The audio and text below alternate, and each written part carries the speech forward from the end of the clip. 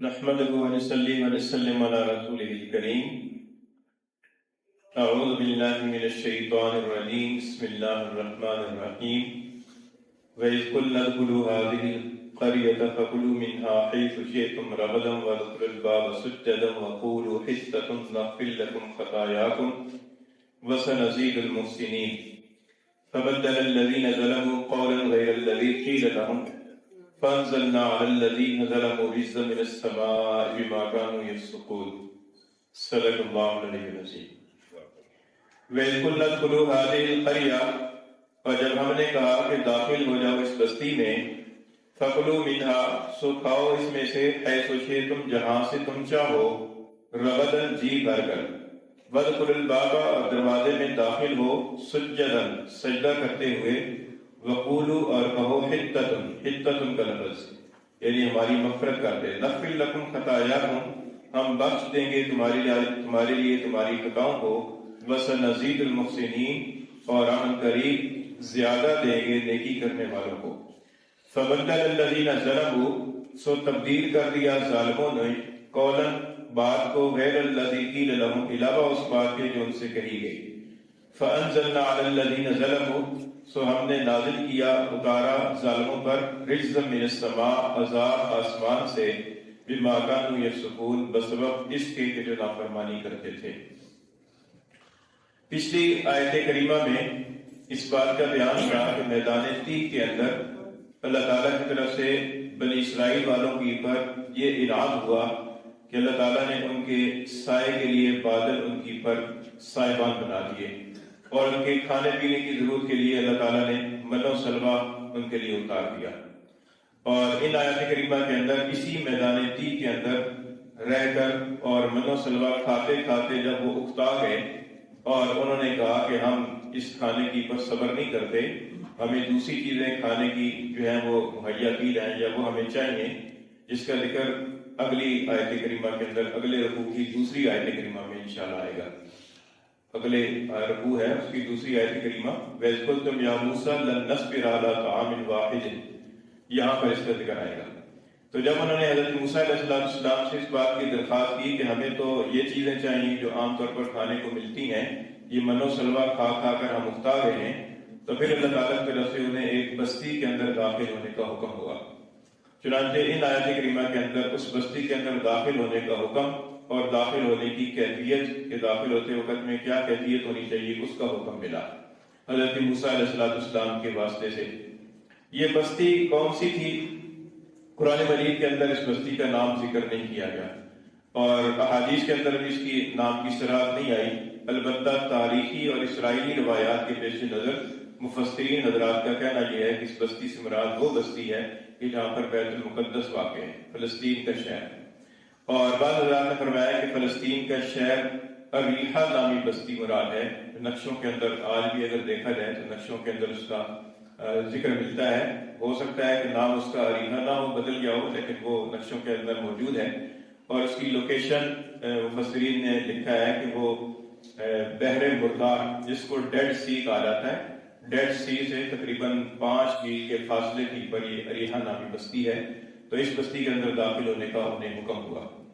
اور داخل ہوتے وقت میں یہ بھی ارشاد ہوا کہ جب تم داخل ہو اس کے دروازے سے، پہلے زمانوں کے اندر شہروں کے آس پاس فصیلیں ہوتی تھیں،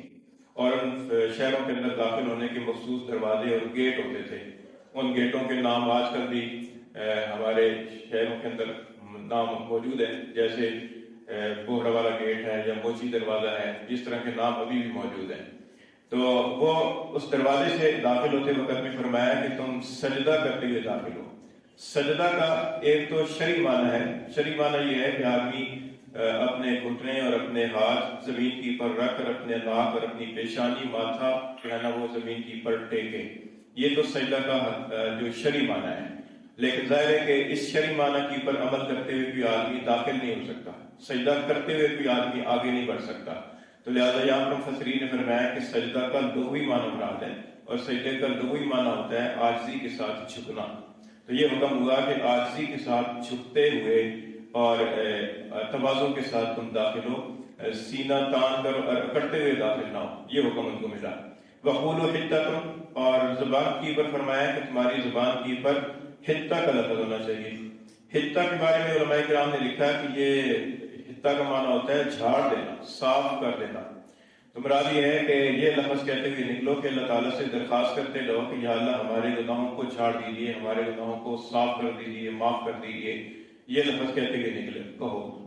اور یہ لفظ ایسی ہے کہ جیسے اس کی ہمارے ہاں حدیث شریف کے اندر دعا آتی ہے، جب بیت الخلاء سے باہر نکلو تو یہ دعا کرو غفرانک، تو اس کے شروع میں جو کلمہ آتا ہے غفرانک، بعض روایات کے اندر صرف غفرانک آتا ہے۔ تو غفرانک کا مطلب یہ ہے کہ باری تعالیٰ ہم آپ سے بخشش مانگتے ہیں۔ تو لفظ تو ایک ہی ہے لیکن مراد اس سے پورا جملہ ہے۔ یا جیسے ہم یہ کہتے ہیں کہ اچھا فلاں جگہ جا رہے ہو لیکن لاہور پڑھتے ہوئے جانا، تو صرف لاہور پڑھنا مراد نہیں بلکہ پورا جملہ مراد ہے کہ لا حول ولا قوت الا باللہ، یہ پورا جملہ مراد ہے، لیکن اس کو مختصر کرنے کے لیے لا حول کہہ دیا جاتا ہے۔ تو اسی طریقے سے یہاں پر اللہ تعالیٰ نے ایک لفظ بولا ہے، ایک لفظ ارشاد فرمایا ہے، لیکن یہ لفظ مخصوص طور پر مراد نہیں ہے، بلکہ مراد یہ ہے کہ اپنی بخشش کی، اللہ تعالیٰ سے اپنی خطاؤں کی بخشش مانگتے ہوئے داخل ہونا۔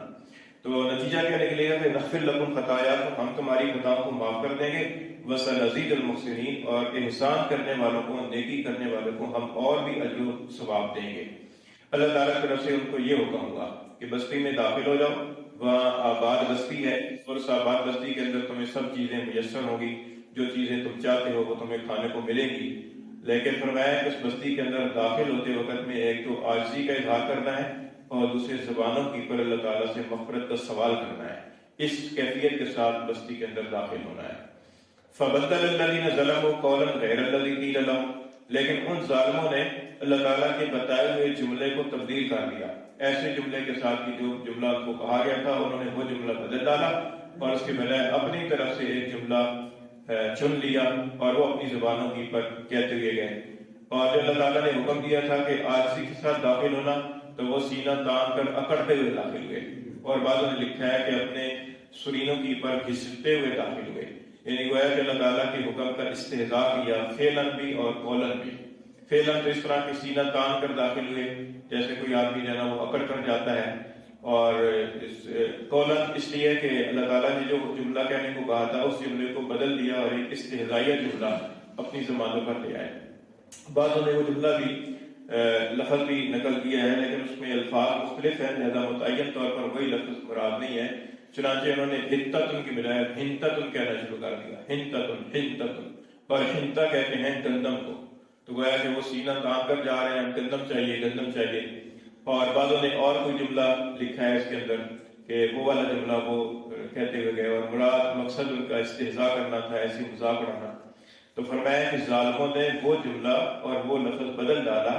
اس لفظ کے ساتھ کہ جو انہیں کہا گیا تھا اس کے علاوہ کسی اور لفظ کے ساتھ۔ تو اس کا نتیجہ کیا نکلا کہ فَأَنزَلْنَا عَلَى الَّذِينَ ظَلَمُوا رِجْزًا مِنَ السَّمَاءِ، تو ہم نے ان ظالموں کی پر آسمان سے عذاب نازل کر دیا، یعنی ان کی پر عذاب نازل ہوا۔ اور یہ عذاب کیا تھا؟ اکثر و بیشتر مفسرین نے طاعون کا ذکر کیا، یہ طاعون کی بیماری ان کے اندر پھیل گئی اور تھوڑے وقت کے اندر 70,000 بنی اسرائیلی اس طاعون کی بیماری کے اندر مر گئے۔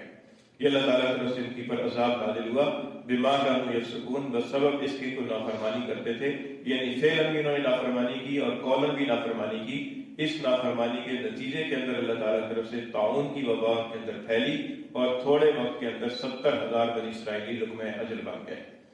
تو یہ ان آیات کریمہ کے اندر یہ واقعہ بیان کیا گیا ہے۔ اب اس واقعے کے اندر ہمارے لیے سبق یہ ہے کہ اگر کسی علاقے کو مسلمان فتح کریں تو فتح کرنے کے بعد اس شہر کے اندر جب داخلہ ہو، اس شہر کے اندر داخل ہو عاجزی کے ساتھ، اللہ تعالیٰ کے سامنے عاجزی کا اظہار کرتے ہوئے، جیسا کہ حضور اقدس صلی اللہ علیہ وسلم جب مکہ مکرمہ فتح ہوا تو مکہ کے اندر آپ صلی اللہ علیہ وسلم جس کیفیت کے ساتھ داخل ہوئے، انتہائی عاجزی کے ساتھ اللہ تعالیٰ کے حضور میں شکر بجا لاتے ہوئے اور اللہ تعالیٰ کے احسان کو مانتے ہوئے اس کیفیت کے ساتھ داخل ہوئے۔ اور اسی طریقے سے اگر کوئی فتح نہیں کیا کوئی شہر لیکن ویسے کوئی فتح نصیب ہو گئی، ویسے کوئی اللہ تعالیٰ نے کامیابی دے دی، جیسے الیکشن کے اندر لوگ کامیاب ہو جاتے ہیں اور پھر اس کے بعد جب وہ ہنگامہ کھڑا کرتے ہیں تو وہ ہنگامہ کسی طریقے سے بھی اللہ تعالیٰ کی اطاعت اور فرمانبرداری والا نہیں ہوتا، وہ کھل کر نافرمانی والا ہوتا ہے۔ اسی طریقے سے اللہ تعالیٰ نے کسی کو کسی بیٹے یا بیٹی کی شادی کا موقع اور یہ خوشی نصیب فرمائی، اس خوشی کے موقع کے اوپر بجائے اس کے کہ عاجزی کریں، اللہ تعالیٰ کا شکر ادا کریں، اللہ تعالیٰ کے سامنے اظہار ندامت کریں، اس کی بجائے وہ اکڑتے ہیں اور وہ فائرنگ کرتے ہیں اور آتش بازی کرتے ہیں اور اللہ تعالیٰ کی نافرمانی کی جتنے کام ہوتے ہیں دل کھول کر کرتے ہیں، تو یہ غلط طریقہ ہے۔ اس موقع کی پر جہاں بھی اللہ تعالیٰ کوئی کامیابی عطا فرما دے، اللہ تعالیٰ کو کوئی فتح، اللہ تعالیٰ بندے کو کوئی فتح نصیب فرما دے، تو ایسے موقع کی پر انسان کا کیفیت اور عاجزی والی ہونی چاہیے، اور انسان کی جو طرز عمل ہے وہ اللہ تعالیٰ کی فرما برداری والا ہونا چاہیے، نافرمانی والا نہیں ہونا چاہیے۔ ایک بات۔ دوسری بات یہ معلوم ہوئی کہ اللہ اور اللہ کے رسول کی طرف سے اگر کسی موقع کی پر کچھ دعا یا کچھ الفاظ تلقین کیے گئے ہیں تو اس موقع کی پر ان الفاظ کو بدلنا نہیں چاہیے، بلکہ انہی الفاظ کو پڑھنا چاہیے، کیونکہ ان الفاظ کے اندر جو حکمت اور برکت ہے وہ ہمارے الفاظ کے اندر نہیں ہو سکتی۔ چنانچہ حضور صلی اللہ علیہ وسلم سے جو معصور دعائیں منقول ہیں، فلاں موقع پر یہ پڑھیں، فلاں موقع پر یہ پڑھیں، تو اگرچہ اس کا مفہوم جو ہے نا دوسرے الفاظ میں بھی ادا کیا جا سکتا ہے، لیکن جو برکت ان الفاظ کے اندر ہے انہی موقع کی پر وہی الفاظ کہنے چاہیے۔ چنانچہ ایک صحابی کے سامنے کسی کو چھینک آئی اور اس نے چھینکنے کے بعد کہا السلام علیکم، تو ان صحابی نے اسے ڈانٹ کر فرمایا کہ تجھ پر اور تیری ماں پر۔ پھر فرمایا کہ اس موقع کی پر السلام علیکم کہنے کا حکم نہیں ہے، بلکہ اس موقع کی پر یہ حکم ہے کہ الحمدللہ کہو،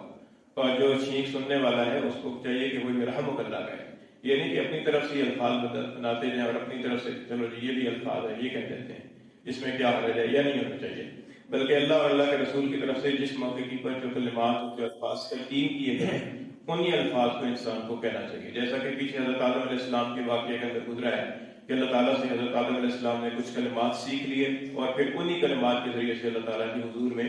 اپنی جرم کا، اپنی قصور کا اعتراف کیا اور اللہ تعالیٰ سے معافی چاہی۔ تو یہ اس واقعے سے یہ معلوم ہوتا ہے کہ آدمی کو اس طرح کا طرز عمل ان مواقع پر اختیار کرنا چاہیے۔ اور پھر تیسری بات یہ معلوم ہوتی ہے کہ انسان کی پر جو مصیبت یا خاص طور پر جو اجتماعی سطح کی پر جو عذاب آتا ہے نا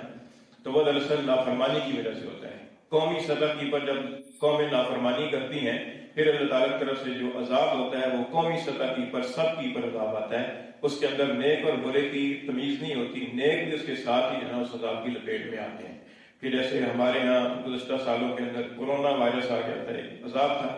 اس کے اندر سارے انسان جو خواہ نیک ہیں خواہ برے ہیں خواہ جیسے کیسے بھی ہیں وہ سب اس سے متاثر ہوئے اور سب اس کے اندر مبتلا ہوئے۔ تو اس طریقے سے اللہ تعالیٰ کی نافرمانی سے جو ہے نا وہ توبہ کرنا یہ اصل جو ہے نا عذاب سے بچنے کا ایک سلسلہ تدبیر ہوتی ہے۔ یہاں پر بھی اللہ تعالیٰ نے فرمایا کہ ان ظالموں کی پر ہم نے عذاب اس لیے نازل کیا کہ وہ نافرمانی کر رہے تھے اور ظلم کر رہے تھے۔ تو فرمایا کہ وَإِذْ قُلْنَا ادْخُلُوا هَٰذِهِ الْقَرْيَةَ، اور جب ہم نے کہا کہ داخل ہو جاؤ اس بستی میں، فَكُلُوا مِنْهَا، سو کھاؤ اس میں سے، حَيْثُ شِئْتُمْ جہاں سے تم چاہو، رَغَدًا جی بھر کر، وَادْخُلُوا الْبَابَ سُجَّدًا، اور داخل ہو جاؤ دروازے میں سجدہ کرتے ہوئے یعنی عاجزی کرتے ہوئے، وَقُولُوا حِطَّةٌ، اور کہو حِطَّہ، یعنی حِطَّہ کا لفظ کہو یا اللہ تعالیٰ سے مغفرت مانگو، نَغْفِرْ لَكُمْ خَطَايَاكُمْ، ہم بخش دیں گے تمہارے لیے تمہاری خطائیں، وَسَنَزِيدُ الْمُحْسِنِينَ، اور ہم زیادہ دیں گے احسان کرنے والوں کو۔ فَبَدَّلَ الَّذِينَ ظَلَمُوا قَوْلًا غَيْرَ الَّذِي قِيلَ لَهُمْ، سو بدل ڈالا ظالموں نے وہ قول علاوہ اس قول کے جو ان سے کہا گیا۔ فَأَنزَلْنَا عَلَى الَّذِينَ ظَلَمُوا رِجْزًا مِنَ السَّمَاءِ، سو اتارا ہم نے، نازل کیا ہم نے ان ظالموں پر عذاب آسمان کی طرف سے، بِمَا كَانُوا يَفْسُقُونَ، بسبب اس کے نافرمانی کرتے تھے۔